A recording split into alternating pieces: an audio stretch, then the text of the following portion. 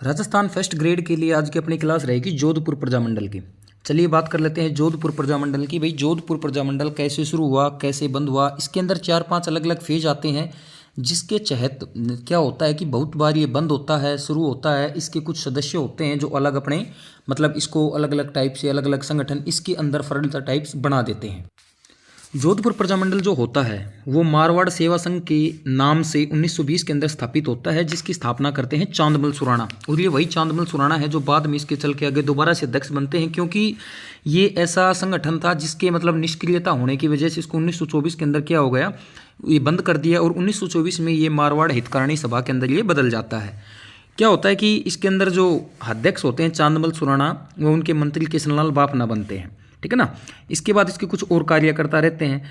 और ये जो था इसका कोई अपना प्रोपेगेंडा नहीं था, मतलब कोई इनका एम नहीं था, उद्देश्य नहीं था कहीं भी। तो ये क्या करते हैं, लोगों के हित की बात करते हैं। और एक बार तो उन्होंने क्या किया कि भाई जो मादा पशु थे, जितने भी फीमेल पशु थे, उनके निर्यात के विरुद्ध आंदोलन कर दिया। देखो वही बात दोबारा यहाँ आ गई। 1927 में इसका कोई भी अपना सिद्धांतिक कार्यक्रम यानी प्रोपेगेंडा नहीं था। तो इसको फिक्स करने के लिए 1927 में एक सभा का आयोजन करते हैं, जिसमें बहुत ज़्यादा हजारों लाखों की संख्या के अंदर लोग आते हैं। और वही उद्देश्य घिसा पिटा जो सभी प्रजामंडलों का था, सभी का था कि भाई उत्तरदायी सरकार की स्थापना की मांग करते हैं। उत्तरदायी सरकार की स्थापना का मतलब क्या है, मतलब एक ऐसी सरकार हो जो जनता के प्रति जवाबदेह हो, ना कि राजा महाराजाओं के प्रति जवाबदेह हो। और इसके तहत चलते क्या होता है कि भाई अखिल भारतीय देशी राज्य लोक परिषद होता है, इसके प्रथम अधिवेशन में जयनारायण व्यास जाते हैं और वापस जोधपुर लौटते हैं। जब वो वापस जोधपुर आते हैं तब इसमें जो कार्यक्रम था इनका, ये जोधपुर प्रजामंडल का थोड़ा सा तेज हो जाता है। और इसके बाद 11-12 अक्टूबर 1929 को जो जयनारायण व्यास हैं, मारवाड़ राज्य लोक परिषद का जो अधिवेशन है जोधपुर में करवाते हैं। लेकिन प्रशासन और सरकार इसकी अनुमति नहीं देती, तो इसके विरोध के अंदर वो क्या करते हैं, एक सभा बुलाते हैं। और सभा बुलाकर वो क्या करते हैं, इसकी आलोचना और बुराई सरकार की करते हैं, तथा इसी टाइम पे अपनी 2 किताब पब्लिश करवाते हैं, मारवाड़ की अवस्था, पोपाबाई की पोल। हालांकि इन्होंने बहुत किताबें लिखी हैं। चलो एक बार किताबों के बारे में बात कर लेते हैं, हालांकि ये आगे आएंगी पर फिर भी सुन लेते हैं। इनकी जो एक समाचार पत्र होता है अखंड भारत, उसको भी ये क्या करते हैं भाई, मतलब संपादन उसका करते हैं। उसके बाद ये 2 बुक और लिखते हैं, जिसके अंदर क्या होता है, एक तो नाम था उत्तरदायी शासन के लिए संघर्ष, और दूसरा होता है इनकी संघर्ष क्यों। इस नाम से एक किताब लिखते हैं और लोगों के बीच में इसको पब्लिश करवाते हैं। और पब्लिश करवाने के बाद ये लोगों के अंदर जन जागृति फैला देते हैं, ठीक है ना। तो उसके बाद देख लेते हैं आगे क्या होता है। तो जब ये धरना प्रदर्शन विरोध करते हैं तो सरकार इनको कैद कर लेती है। इनके साथ आनंद राज सुराणा होता है, भंवरलाल सराफ। ये भंवरलाल सराफ वही है जब 1934 के आसपास इसको भी अध्यक्ष बनाया जाता है, और आनंद राज सुराणा को भी। इनको 2-2 साल की सजा देकर बाद में 5 मार्च 1931 को छोड़ दिया जाता है। और जयनारायण व्यास इसके बाद 1931 में मारवाड़ यूथ लीग की स्थापना करते हैं। मानमल जैन को इसका मंत्री बनाते हैं। ये पॉइंट याद रखना है आपने, ये मेन होते हैं। और ये गांवों के अंदर जो चेतना फैलाने के लिए इसका मेन काम होता है। सरकार एक गैजेट नोटिफिकेशन के द्वारा इसको अवैध घोषित कर देती है। हालांकि मैंने बताया था कि इसके कई अन्य कार्यकर्ता हैं, अपनी अलग अलग सभा बना लेते हैं। जैसे एक कार्यकर्ता जिसने बाल सभा भारत नाम से एक संस्था बना ली, ठीक है ना। और इसमें छनराज चौपासनीवाला को इसका मंत्री बनाते हैं। और इसी टाइम पे सविनय अवज्ञा आंदोलन शुरू हो जाता है। इसकी वजह से जोधपुर में बहुत ज़्यादा विरोध प्रदर्शन होते हैं।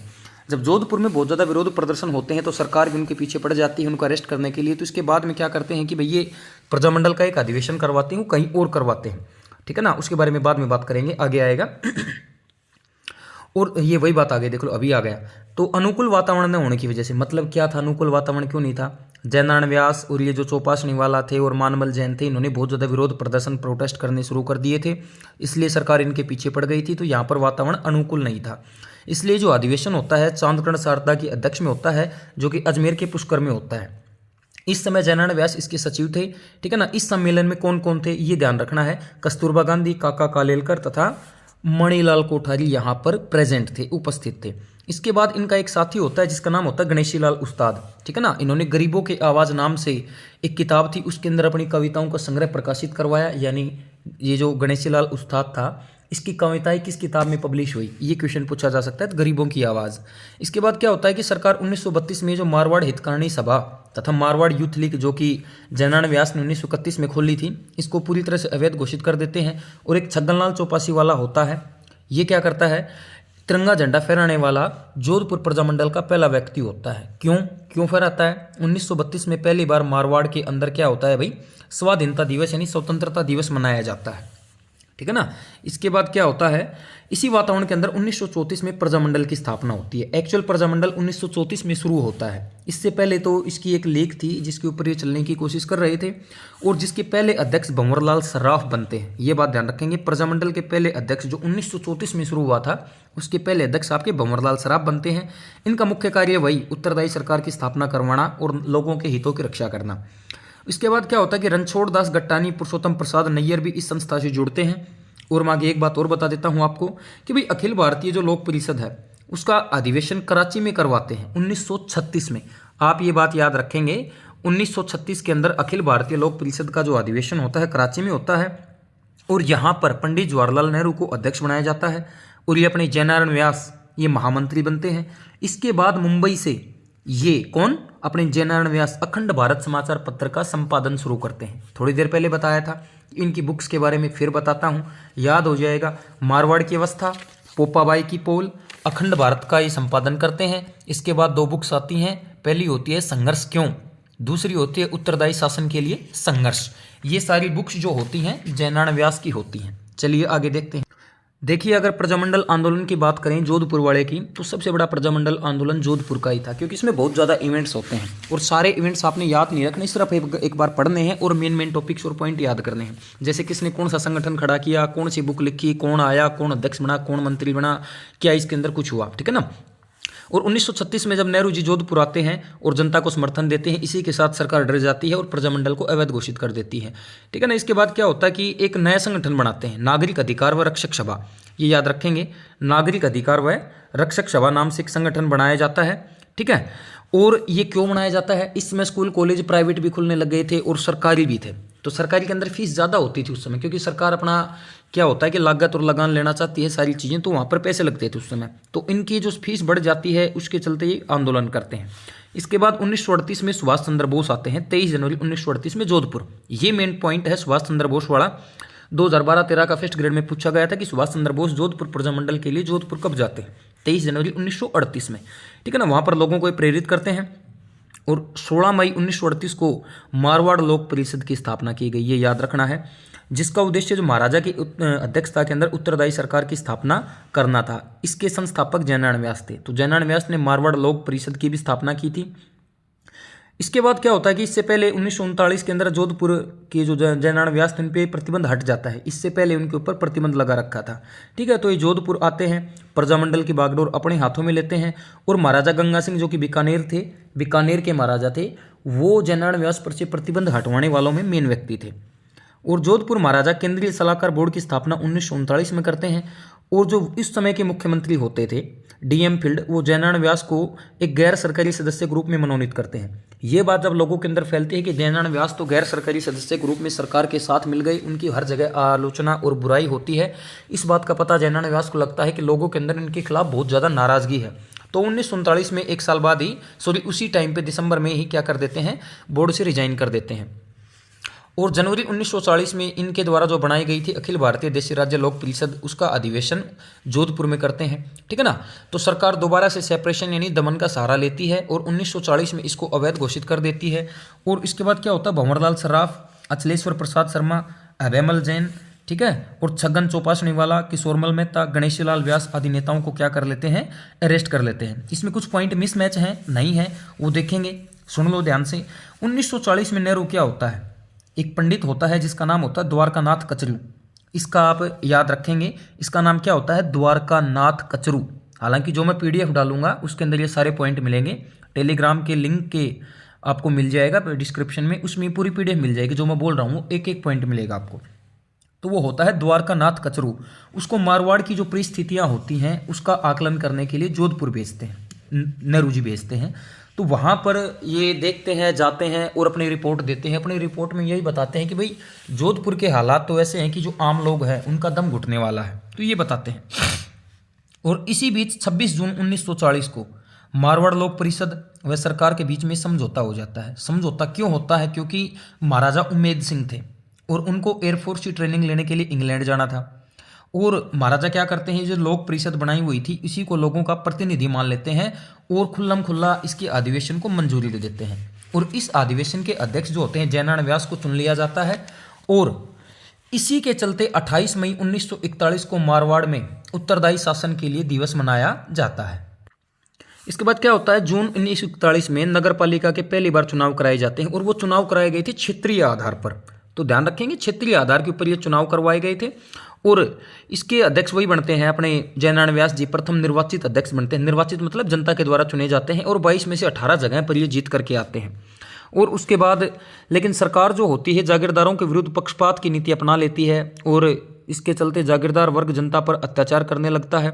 और यहाँ पर जो जयनारायण व्यास है उनके जो लोकतांत्रिक विचार हैं, उनकी जो नीति थी, अवधारणा थी, कंसेप्ट था, वो फेल हो जाता है और वे नगर पालिका अध्यक्ष के पद से त्यागपत्र दे देते हैं और दोबारा से उसी फील्ड में आ जाते हैं। और 1942 में ये जो जयनारायण व्यास है इनको एक उपाधि दी जाती है, भाई लोक परिषद का डिक्टेटर। आप इस बात को याद रखेंगे कि भाई लोक परिषद का जो डिक्टेटर होता है कौन होता है, जयनारायण व्यास। तो मैंने बताया था 2 जो उनकी बुक आती है, उत्तरदायी शासन के लिए संघर्ष और संघर्ष क्यों, ठीक है ना। इनकी 2 मांगे मेन थी, डोनाल्ड को अपने पद से हटाओ और उत्तरदायी शासन की स्थापना करो। इसके बाद क्या होता है, 26 मई 1942 को इन्हीं के नेतृत्व में एक आंदोलन होता है। इसके चलते उनको गिरफ्तार कर लिया जाता है। जेलों के अंदर सारे सत्याग्रही होता है उनको क्या करते हैं भाई, खचाखच भर देते हैं और भूख हड़ताल होती है। भूख हड़ताल के अंदर बाल मुकुंद विस्सा वो शहीद हो जाते हैं। और इसी समय तक 9 अगस्त 1942 को भारत छोड़ो आंदोलन शुरू हो जाता है और प्रजामंडल आंदोलन तेज हो जाता है। जयनारायण व्यास की बेटी होती है रमा देवी और अचलेश्वर प्रसाद शर्मा जो इनके एक कार्यकर्ता थी, उनकी पत्नी कृष्णा कुमारी के नेतृत्व में इस आंदोलन को बढ़ावा मिलता है। विद्यार्थी वर्ग, किसान वर्ग, कृषक वर्ग, मजदूर वर्ग सभी इसके अंदर क्या होते हैं, शामिल हो जाते हैं। जोधपुर के अंदर हिंसा होती है, ठीक है ना।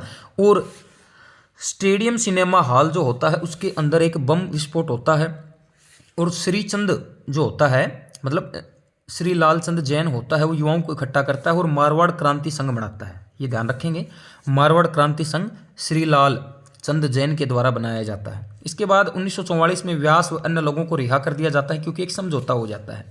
और महाराजा उम्मेद सिंह जो होते हैं 1944 में S.A. सुधाकर को, ये जो वहाँ के प्रशासन थे उसके सुधारों के ऊपर एक रिपोर्ट देने के लिए कमेटी बनाते हैं और उसका अध्यक्ष उनको बना देते हैं।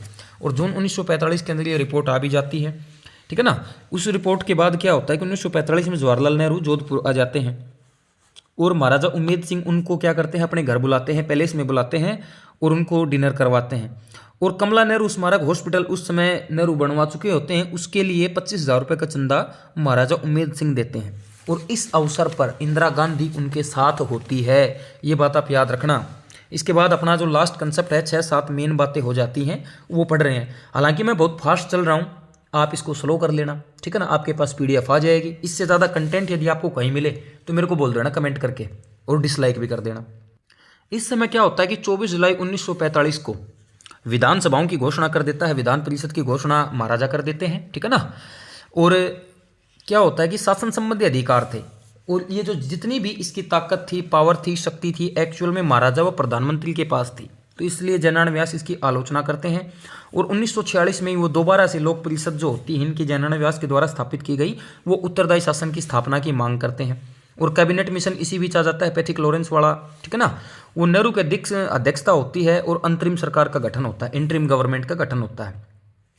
और इसके अंदर संविधान सभा बनाई जाती है बाद में। तो यहाँ से जोधपुर से 2 व्यक्ति जाते हैं संविधान सभा में, एक तो श्री एस वेंकटाचार्य और जयनारायण व्यास यहाँ के डेलीगेट यानी प्रतिनिधि बनकर जाते हैं। दूसरी तरफ महाराजा क्या करते हैं, जागीरदार व तथा परिषद के नेता होते हैं उनको प्रचार रोकने के लिए कहते हैं। और इसी सीरीज के अंदर क्या हो जाता है, डाबड़ा कांड, इसकी सीरीज मैंने बना रखी है क्लास की, आप उसमें देखेंगे, अभी बताएंगे तो क्लास थोड़ी बड़ी हो जाती है। इसके अंदर क्या होता है कि डीडवाना के जागीरदार होते हैं और लोक परिषद के कार्यकर्ता होते हैं, मोतीलाल चौधरी के घर पर एक मीटिंग के लिए इकट्ठा होते हैं। वहां पर उनके खिलाफ क्या होता है कि वे अमानवीय कृत्य किए जाते हैं, अत्याचार किए जाते हैं, टॉर्चर होता है।